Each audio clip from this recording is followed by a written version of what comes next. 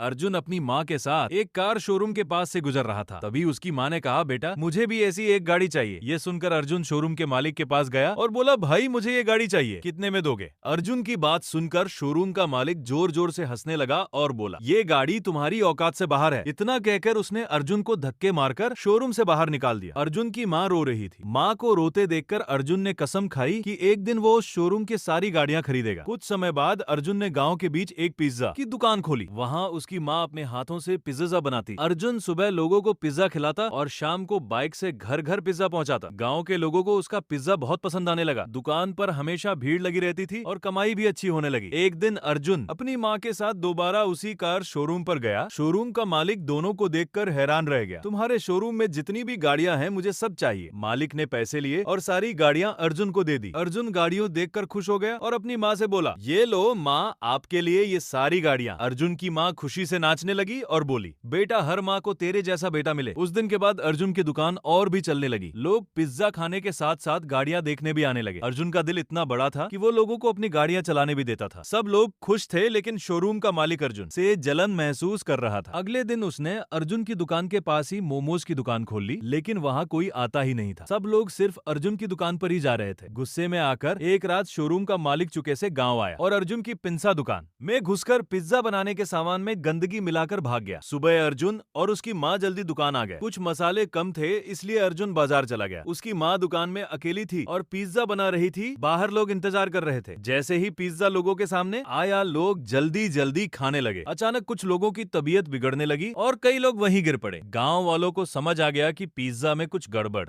थी। लोगों ने गुस्से में अर्जुन की माँ को घेर लिया। जब अर्जुन वापस आया तो पहले उसे लगा कि आज दुकान पर बहुत भीड़ है, लेकिन पास जाकर देखा तो माँ रो रही थी और गांव वाले गुस्से में खड़े थे। तभी अर्जुन की नजर एक कोने में खड़े शोरूम के मालिक पर पड़ी। जोर जोर से हंस रहा था। अर्जुन तुरंत सीसीटीवी कैमरा चेक करने गया और उसमें साफ दिखा कि शोरूम के मालिक ने ही सामान में मिलावट की थी। शाम को अर्जुन ने सारे गांव वालों को वो रिकॉर्डिंग दिखाई। सब लोग गुस्से से भर गए और मिलकर एक प्लान बनाया। उसी शाम अर्जुन ने शोरूम के मालिक को दावत पर बुलाया और उसके लिए महंगा पिंजा बनवाया। मालिक खुशी खुशी पिंजा खाने लगा। अर्जुन धीरे से उसके पास आया और बोला, बताइए आखिरी बार पिंजा खाकर कैसा लग रहा है? मालिक कुछ बोल ही रहा था कि अचानक उसकी हालत बिगड़ गई और वहीं गिर पड़ा।